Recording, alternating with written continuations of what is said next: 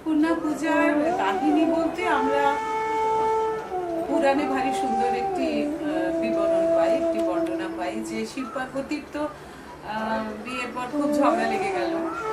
পার্বতী দেখতে পাচ্ছেন যে তিনি একেবারেই শ্মশানচারী একজনের সাথে তার বিয়ে হয়েছে, ভিক্ষা করে ঘরে অন্ন আনতে হয়।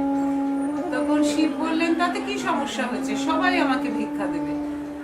তখন পার্বতী বললেন ঠিক আছে যাও, তুমি ভিক্ষা আনতে যাও। পার্বতীর এত শক্তি, এত ক্ষমতা যে শিব যেখানে যেখানে তার সাঙ্গপাঙ্গ নিয়ে ভিক্ষা আনতে যাচ্ছেন সেখানেই তিনি অকৃতকার্য হচ্ছেন। তিনি ভিক্ষাকে দিচ্ছেন না, পাচ্ছেন না, সবাই অনাহারে।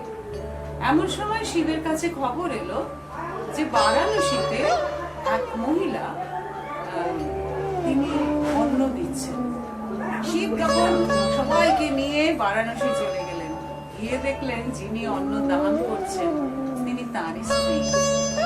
সেই থেকে তাকে অন্নপূর্ণা এই রূপে শিব আবিষ্কার করেন এবং বারাণসীতে অন্নপূর্ণা মন্দির প্রতিষ্ঠা করেন।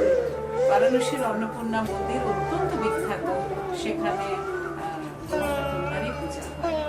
এই অন্নপূর্ণাকে আমরা অন্নদা বলেও জানি। অন্নদা মঙ্গল কাব্য বাঙালিদের কাছে অত্যন্ত প্রাণের একটি কাব্য। সেখানে তো আমরা জানি কিভাবে অন্নপূর্ণা, অন্নদা আমাদের সবাইকে খাবার দিয়ে ভরিয়ে রাখেন। কারণ খাদ্য, অন্ন এটা তো আমাদের একটা প্রাথমিক প্রয়োজন জীবন ধারণের জন্য। সেইটি করেন অন্নপূর্ণা এবং সেই অন্নপূর্ণা শিবকেও তার পতিকেও অন্নদান করেছিলেন। সেই জন্য মূর্তিতে আমরা দেখতে পারি যে তার হাতে একটি হাতা রয়েছে এবং অন্নপাত্র রয়েছে এবং শিবের কাছে ভিক্ষা তিনি অন্ন নিচ্ছেন তার স্ত্রীর কাছে।